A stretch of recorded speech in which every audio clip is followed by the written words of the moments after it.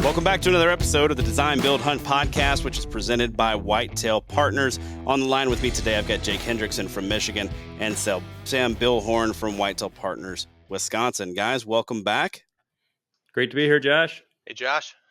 Yeah, glad to have you two back on the show. We've got a fan favorite tonight for everybody. We've got another design breakdown, and I've got to be honest, I think this might be one of my favorite things to do as well, is to look at you guys' designs, see what you're doing, see how you're setting these properties up, hearing how you're anticipating success for these different landowners.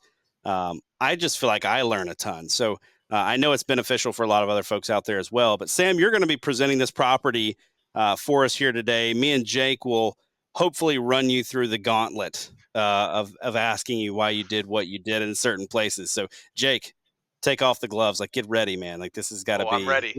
We got to fry him on this one. So Sam, why did you decide to share this one with us tonight? Like, what is it about this property that makes it one that we should talk about and can glean from? Well, I like to pick ones that are different. Last time I shared one that was more hill country and showed a lot of the pinch points and topography. This one here I have is fairly flat. This is a central Wisconsin property, and common to that area, we have sandier soils, some low-lying areas. This has got some wetlands on both ends of it. It has some pine roll plantations. It has some well-developed pines, some poorly developed pines. It's got closed canopy, different habitat types, a wide array of soils. So just a lot going on here, and let's unpack it. That sounds good. That sounds good. So where is the primary access for this piece of ground? So I'm looking at it here. It looks like a pretty sizable chunk. So where's the primary access? And maybe give me some of those details on how big it is, how it lays out. Right on. So we have here about 100 acres, maybe just a touch over. And they have road access. So we got a paved road here on the east side. And they have their cabin and shed here. Really nice setup, by the way. And for guys looking to find an economical way, getting a prefab building out there, dropping it, finishing it, whether you're on power or on generator, can make a great cabin, a cost-effective way of doing that. And then they had probably a 30 by 50 pole barn there. So this was their hunting camp. And what I love about that, what they did really well, is it's right up tight to the road next to this other house. They'll have zero disturbance on their deer herd. It could be tempting when you get a property of this size to say, hey, we got this nice gravel road. Let's go put the cabin in the back where, we can have some privacy and enjoy being out in nature and those sort of things. And really that can put a crimp on your plans for habitat and for deer. So that checked the box for me, as they had a really nice setup here right by the road. Excellent. All right. So where does this design start? What was one of the things that jumped out to you first where you said, okay, this is something I'm either going to design around in a positive sense, as this is such a draw, such a unique feature. I look forward to incorporating this. Or is there something on it that you had to design around from a negative perspective of just like, I don't like this. We've got to mitigate this glaring weakness. Yeah, right on. So whenever I have a property that's fairly flat and see different habitat types, and we have hardwoods and then these big conifer stances, the question goes as to what was there? Why did they choose to do this in the past? What's the history of this? And right away, I want to go to the soils map. And I'm not going to turn that layer on because we've got some landowner information and that sort of thing. But there's just this wide array. And here, I'll just zoom into a part and show it because I can get away with that here. But, the wetlands layer, showing this, all the detail of where that ground is wet, what that looks like. And then also the soils layer, getting into different soil types. I always do overlays on the property to show the various soil types. Land ID is a great program, and I want to emphasize that all the overlays that we're doing on plans to try and see what the soils are. It's no wonder that we have these muck soils here and these low-lying areas. And I think that that's, that was one of the things I went and looked at right away, is just what's going on with the soils. Where do we have opportunities that we could plant? Now, they had cleared some food plots. In fact, all these big fields they had cleared off, thinking that, they wanted to put as much food into this property as they could. But so I'm working with a couple of years of habitat projects and field clearings and things like that. So there was a lot to unpack here. But when I started diving into it, I realized all these different soils led to very different habitat types. As I mentioned at the top, we have these large closed canopy timber sections. We have wetlands up here on the north end, and then varying developed pine stands throughout. Really made for a wide array of things we had to work with here. Interesting, interesting. So where did your prescribed, I guess, improvements begin? Yeah. The food plots on this one are really drawing the eye initially, right? So maybe Yeah. touch on those and kind of how you maybe tweaked what they were doing just a little. Yeah, so they had these huge areas cleared. I think this is like a 7 or 8 acre field. Here we kept this as a major destination source, but I'll talk about that in a minute. But all these were just wide open and cleared. So if you picture vertical timber clearings, uh, right to the ground. There's no edge feathering, no nothing along these sides. And what I'll just use this back one here as an example. They had this big long L-shaped alley, and it was wide open, you know, hard edge timber on either side. And I want to just introduce a more of a meandering path throughout, still giving them a tree stand opportunity or two, depending on that setup. They still wanted to have blinds for rifle hunting, which we had and maintained, but introducing a lot more edge and cover adjacent to the food and necking that down also, so that there would be more deer travel through those locations and try and induce travel across the landscape. Got it. So that opening right there, we talking roughly, I don't know, 40 yards wide or so, just for Yeah, folks to get 30, a 30, feel. 35, 40 to be generous. Okay. So All yeah, right. this the trail we have through here, the corridor, excuse me, the food plot trail is probably 10 to 15 yards wide itself, with some 5 to 10 yard buffers on either side with switchgrass. Got it. Okay. Excellent. So that's going to provide a sense of security, guide that movement a little bit better, hmm hopefully lead to more daylight encounters than they were probably having before when it was all wide open. Yeah, and one of the things Lee likes to talk about when he's bringing into his food plot architecture discussions is generating opportunities for bow hunting alongside these plots or within these plots. So this one here is a great example that, they had this super exposed blind. I wanted to introduce some switchgrass there, maybe even pull that blind back into these pines a little bit to disguise it better.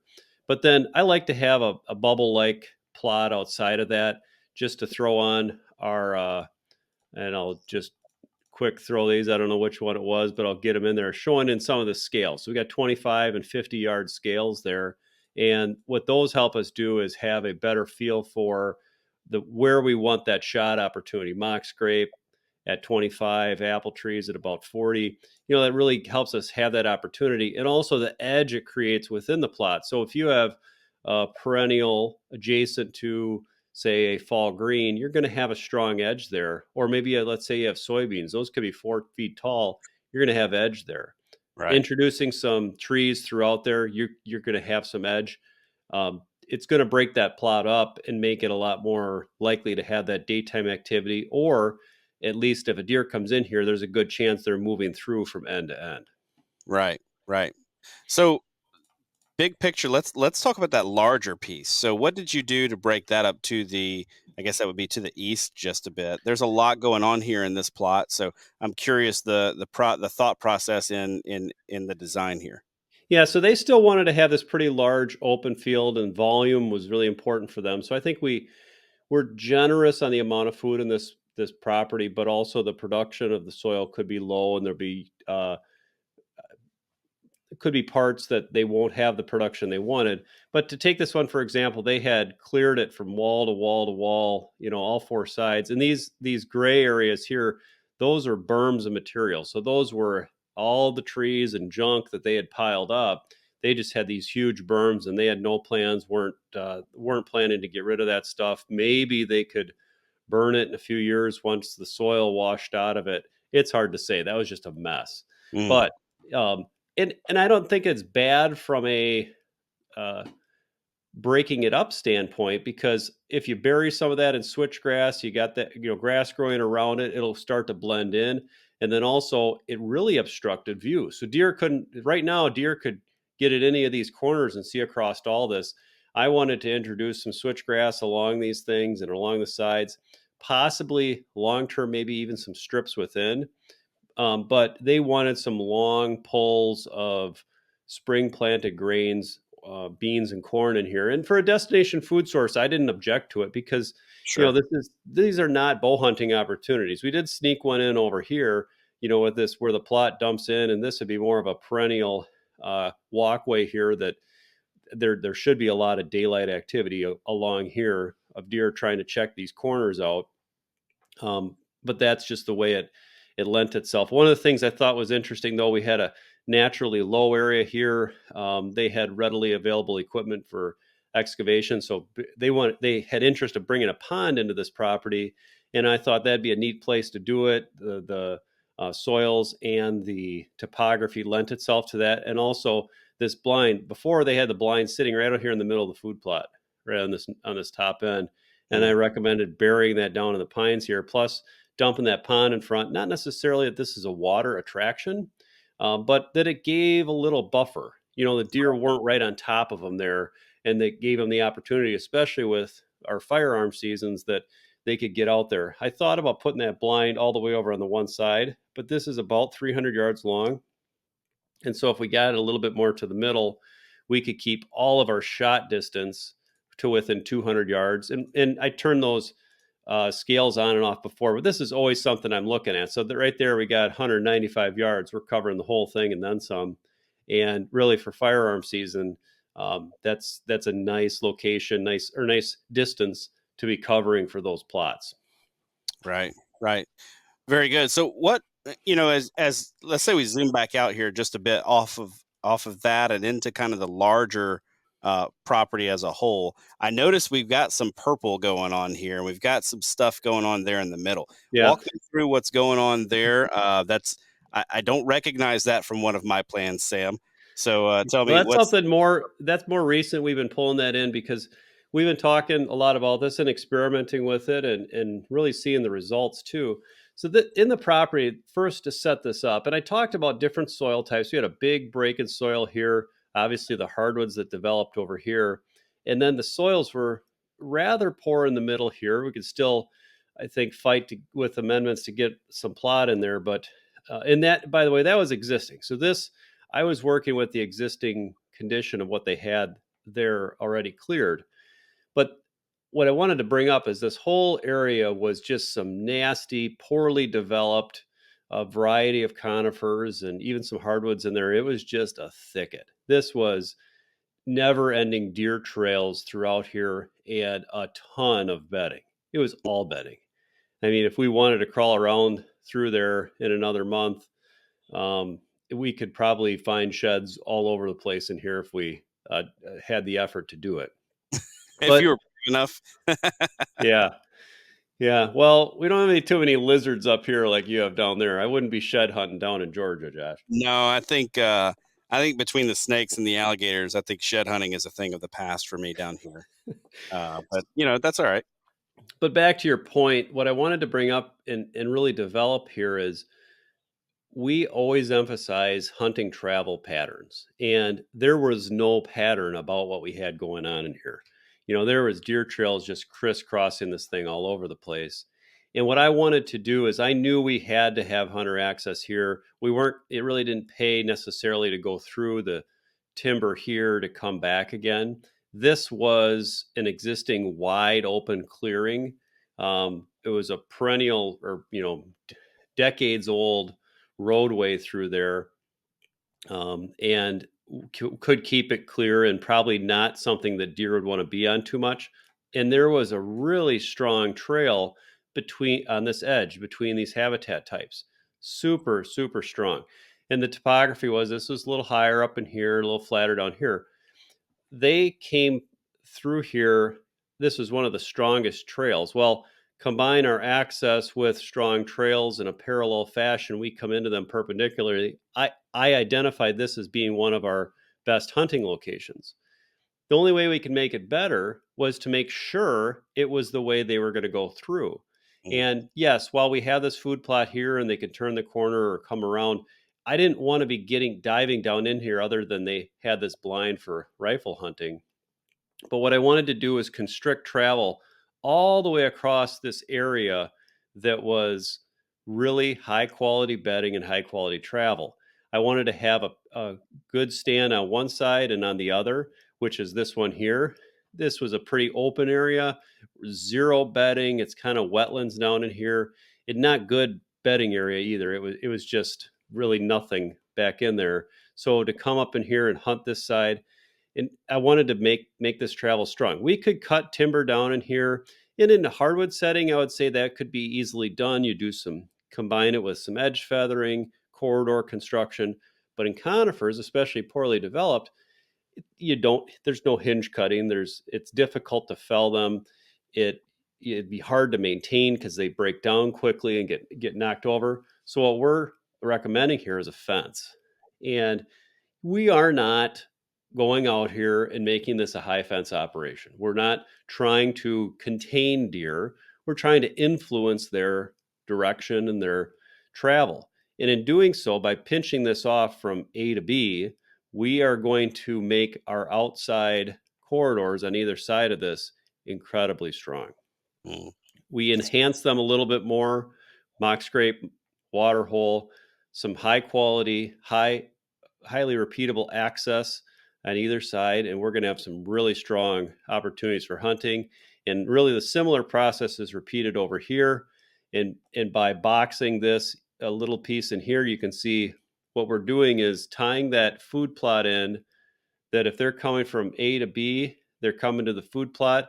We can influence that with bedding. We can influence that with a hundred or a couple hundred feet of fence. And if we do it in a couple different locations, we've left this habitat pretty open and it feels natural, but we've organized the travel substantially on the parcel. Right. When you've got a spot like this that's just so thick and there's just not a lot of rhyme or reason to it, like you said, trails just crisscrossing through it. Beyond adding something like this, does it often pay to come in and clear? Like, let's say if you didn't have a trail or you had several trails kind of all within 20 yards of each other, are you going to come in and clear one out that and really kind of open that one up? And so hopefully sucking some of the movement onto that newly created trail, or what is that going to look like? Because I feel like I'm running into this quite a bit on a lot of properties where you step into, let's see, like this past weekend, some 8-year-old pines down here, right? Like 8-year-old longleaf pine. Mm-hmm. Not a lot of undergrowth, but enough to make it difficult to travel through, and deer obviously just walking wherever they please. Yeah, so I look at it and say one of the things I'm always cautioning clients on is not over clearing a corridor. Hmm. In hardwoods, I make the 2 by 5 description: 2 feet wide, 5 feet tall. If you got a duck under a log, that's okay. You don't want to trip over it, but you don't want to be able to drive an ATV through it either. So that existing, like, let's just talk about this one for a second. We want to make sure this is a strong corridor. Well, generally, we're going to try and scout the existing one that they're already using, and that we want to enhance. Okay, so if there's one that they're using, we're going to identify that. Maybe we'll clean it up. There's some logs in the way. We'll cut that out, slot those out. And then rather than opening that too much, Josh, like you asked the question, Hmm. I'm going to look at it and say, I want to make that good, but then I want to make the other ones terrible. I'm going to go and knock down trees, look at for secondary routes. I'm going to cut them off. Or we can get super aggressive and organize the movement with, like I said, even 50 or 100 foot of fencing to influence that pinch point where timber resources are pretty poor. Got it. Got it. Jake, what thoughts are you having so far as you're sort of looking at this property? It I really, really like the concept of fencing here, but I'm curious what you're thinking. No, I agree with that, and I've experienced that on properties that I hunt on. So it's not that we have used fencing ourselves, but our neighbors, we have a couple neighbors who have cattle, and they have fencing that kind of comes into. They just run it right down our property line, and the property line goes right through a thick swamp. So those cattle, they don't go into that swamp; it's too wet for them in there. But they did run like 20 years ago the fencing through there, and I can tell you right where those deer walk, they walk right along that fence line. They follow that Right. fence edge. And if there's ever a gap in that fence, if a tree falls on it, there's another strong corridor that goes right through that gap. So, and this is just a single barbed wire fence. Imagine if Right. you had a I don't know, a snow fence or whatever fence is recommended here. Like that's definitely going to pinch movement down, 100%. And It, what I was and what like, I'm recommending out there, Jake, is putting up a 5 foot fence of welded wire fabric, just because it's easy. You can roll out a roll, you can nail it or wire it to trees. mm, You can put it to T posts if you want to, if there's the absence of trees, but it's something that's very user friendly and can be done in a hurry. yep, and that's absolutely going to pull or yeah push movement to certain areas. Deer are, for the most part, fairly lazy. Like they want that path of least resistance, and like if they're spooked, they'll jump over it. But if they're just meandering through this property, you can tell exactly where they're going to go. And I guess one thing that caught my attention right away, one a spot that. And I'm sure you have a favorite spot, but I just kind of picked up on one right away here. It's the one you're looking at right here. It's stand number T.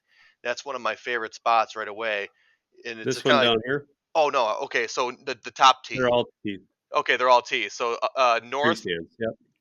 Okay, so go to the right a little bit. That guy right there. Yeah, I that one to me, I really like it. I know it's probably more of a southwest wind kind of stand Uh-huh. there, but I just like that you have kind of those bedding corridors cut to funnel that movement down. Like you've got almost five different movement patterns funneled down and pinched into that one spot with a mock scrape and a water hole. I just think that that's going to be a great spot, this Mhm. coming off season or this coming fall. Yeah, and there weren't a lot of great trees here, but this there was a specific tree that we called out here, and also having this just really wet, nasty area. I mean, you could walk through there with knee boots, but it was a struggle um, to blow some scent into because the probability of deer being in here were quite low. Also, that provides the access down to it. Right. Yep. Yeah, I Right. really like this how all that movement is being pinched down and funneled with either those fences that you have there, Mhm. the low water area which is going to define movement, and also those bedding cuts that you have right there. I think that's going to be a great spot. Yeah.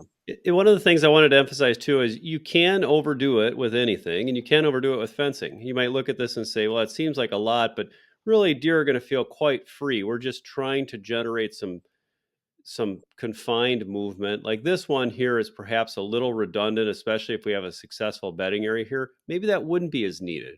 But I wanted to make sure that we had this sure thing at 25 yards from this tree stand for a mock scrape water hole. And, another 10, 15 yards away, you have that piece of fence. And maybe it's only 100 feet long, but that's something that's going to make this really function year in, year out. Right. But not trap the deer either. They aren't going to feel trapped by these changes. They aren't going to abandon using this area in here like they are now because we put those fences up. They're just going to be more defined in their travel. Yeah. I like it. Sam, when you think about this property, and this is something that we discuss with clients, and so it's not a secret to them. But what would you say would be like the number one uh, maybe weakness or pain point that you were trying to address with this design? Was there one thing that stood out as like, if we don't fix this, then this property, its hunting is diminished by 30%?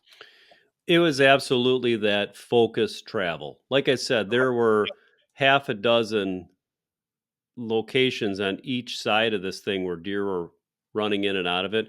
This property was fantastic. It was overrun with deer. There was more deer sign in this thicket than I could describe. I mean, it was impressive. But to have that successful opportunity, one might say, let's dive into the middle of it. Well, that would just be absolutely reckless. you want to figure out how can you hunt the edges of this really awesome feature, but do it strategically and influence the deer. And also then the openness of everything. There's lots of switchgrass buffers, some edge feathering, some other details of regeneration and plantings they didn't go into here. A lot more tools in the toolbox to help break up the landscape. Also, doing some clear cuts and having regeneration area. That's what this big block was here, and this correlated with a soil type as well that we were identifying to try and uh, make something more of this, because this was kind of a 8-acre pine plantation that wasn't really doing much. So anyway, those are some of the things that stood out to me as I addressed this property.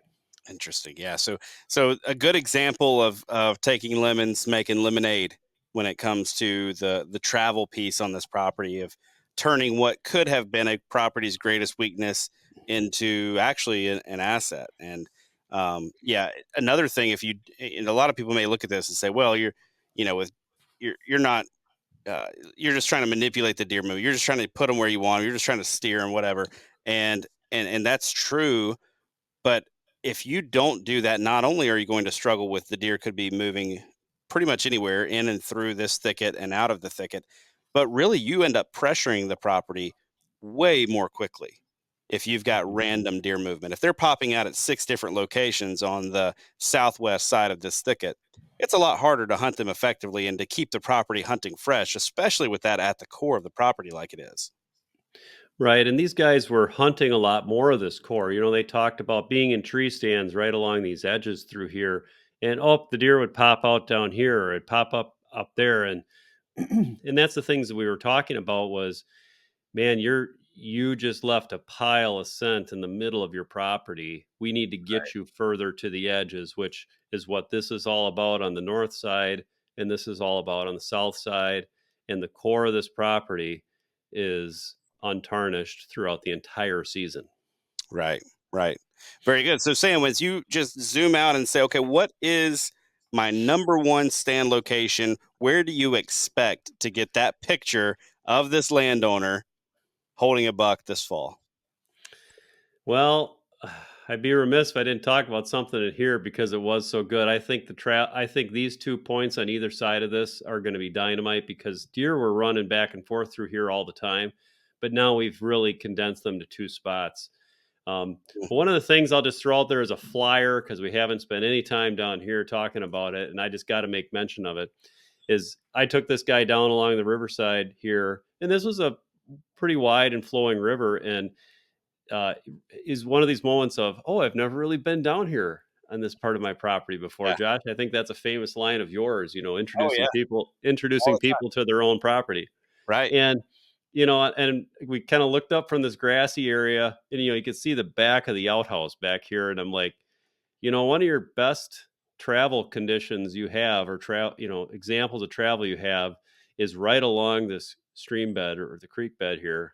And yes, some of this, a good portion, may be at night, and guys might knock it and say, well, they're just piling out of this field and coming through here. That could be, but man, if you want a quick, easy rut stand to pop into and be down here on this, looking at what the topography does. So the fencing took care of that travel where in the absence of topography. Well, here we have a topography feature. We got that river running through, and that really strong travel pattern, which now we have a quality food source up in here, and some of the best bedding in here. This was an absolute gold mine for bedding, because it was mixed timber. We had hardwoods, conifers, really brushy. You got a lot of box elder and trees that are growing on their side. I mean, this was thick and just riddled with deer in here.